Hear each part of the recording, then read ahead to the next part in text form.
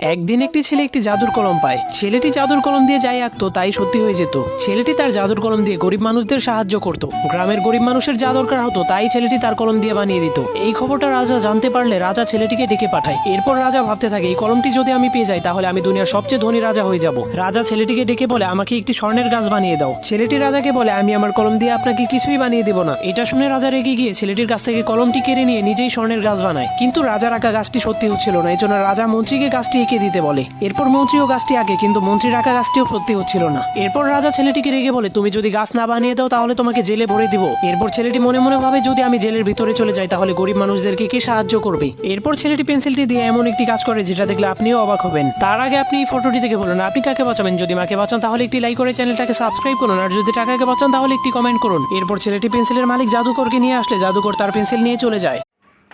এই ভিডিওটা যদি ভালো লাগে তাহলে অবশ্যই একটা লাইক দিও আর চ্যানেলটা সাবস্ক্রাইব করতে ভুলবে না।